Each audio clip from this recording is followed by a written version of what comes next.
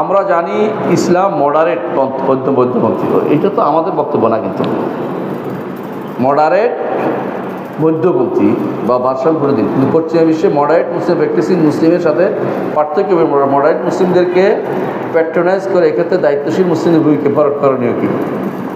ইসলাম যা দিতে সবটাই মডারেট। ওরা যেটা করতে চায় মডারেট বলতে বোঝা যাচ্ছে যে দাড়িটা একটু ছোটো করতে হবে, অথবা কামে ফেলতে হবে, অথবা মেয়েদেরকে শর্ট বোরকা পরাতে হবে, মেয়েদেরকে দিয়ে খবর পাঠ করাতে হবে, মেয়েদেরকে সংসদে দিতে হবে, মেয়েদের ভোট দিতে হবে, আর পুরুষরা কিছু জিনিসকে ছাড় দিবে, এগুলি দরকার না, কিছু গণতন্ত্র মেনে নিবে, সমাজতন্ত্র মেনে নিবে, এগুলি ওদের কাছে মডারেট, এগুলি কুফুরিতন্ত্র। বুঝলেন না কথাটা? হয় কুফুরি নইলে গুনাহ, হয় কুফুরি নয় গুনাহ। কাফেরদের কোনো কিছু নেয়ার অর্থ হচ্ছে আপনি হয় কুফুরি করতেছেন না গুনাহতে লিপ্ত হচ্ছে। কথা বুঝলেন কি? ওমাইয়া তাওয়াল্লাহু মিনকুম ফাইন্নাহু মিনহুম। তাদেরকে অভিভাবক বানাইলে তাদের অন্তর্ভুক্ত আপনি হবেন, কোনো সন্দেহ নেই। বুঝলেন তো? এখন কতটুকু করছেন সেটার উপর নির্ভর করে, যে কাজটা করছেন এটা কত বড়, ইসলামের বিরোধী কিনা। সরাসরি শিরকের বিরুদ্ধে, মানে শিরকের বিপরীতে দাঁড়াইলে, তাওহীদের বিরুদ্ধে দাঁড়ালে শিরক হয়ে যাবে, ঈমানের বিরুদ্ধে দাঁড়ালে কুফর হয়ে যাবে। আর যদি গুনার কাজ হয় তাহলে গুনাহ হবে।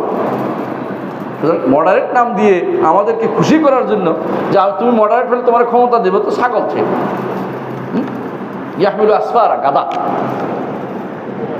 হ্যাঁ, আল্লাহ কোরআনে বলছে না, এরা গাদা বলছে আল্লাহ, ইয়াহমিলু আসফার। গাদা কি করে? অনেকগুলো বোঝা বহন করে, বুঝে না, বুঝে নাই ওরা। মডারেটার ভূমিকা এত পড়া যাবে না, খপ্পরে পড়া যাবে না। অনুরোধ থাকবে মডারেটার খপ্পরে পড়বেন না, কোরআন সুন্নাহকে পরিপূর্ণ অনুসরণ করবেন। কথা বোঝা যাচ্ছে? কোনো মডারেট খাওয়া যাবে না। আল্লাহ আমাদের বুঝাতে হবে। আমি গ্রাফিক্স ডিজাইনার, অনেক সময় মেকআপ আইটেম ডিজাইন করতে হয়, তখন নারীর ছবি ব্যবহার করতে হয় না, গুনার কাজ, কিন্তু তা 1-2 বার। এর ফলে আমার সব ইনকামই কি হারাম না? সব ইনকাম হারাম না, যেটার মধ্যে করছেন এর মধ্যে হারাম আছে। সব ইনকাম হারাম হবে কি লেগে? যেখানে অন্যায় অনুসারে গুনাহ। একটা মানুষ যদি সব ইনকাম হারাম হয়ে যায়, তাহলে আমার তো দূরে চলতেই পারবো না। কিরে ভাই, কত মানুষ কত করে ইনকাম এত করে, যেটা গুনাহ ওটা গুনাহ। যে সব মানুষ ভারসাম্যপূর্ণ জীবন ইসলাম। ইমামের পিছনে সূরা ফাতিহা পাঠ করার নিয়ম জানতে চাই। সরব ও নীরব সলাতে প্রথমত মাযহাব 3টে আছে। আমি ফিকহের মাসলাতে ঝগড়া করতে চাই না। ফিকহের মাসলা সবই কেউ তো একেবারে হবে না শুদ্ধ, এটা বলার কোনো দলিল নেই। তবে উত্তম যেটা আমি বলি, আমি যে বিশ্বাস করে এটা বলতেছি, সরব যেগুলিতে ইমাম সাহেব সরব পড়েন এগুলিতে শুনবেন, এগুলি করবেন শুনবেন। আর যেগুলি নীরবে পড়ে এগুলি পড়তে হবে, মনে করি, আমি বিশ্বাস করি। এটা ইমাম মুহাম্মদ ইবনে হাসান রাহমাহুল্লাহর বক্তব্য, এটা ওর শক্তিশালী বক্তব্য মত।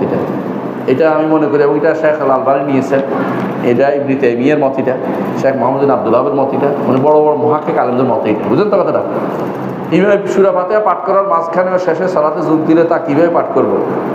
শেষে পড়লে আর পড়তে হবে না, মাঝখানে পড়লে শুনবেন, আর যতদূর পারেন পড়বেন। যদি কোনো নীরব হয়, পড়তে পারেন না, ইমামের সাথে রুকুতে চলে যাবেন, এটার জন্য দাঁড়িয়ে থাকবেন না।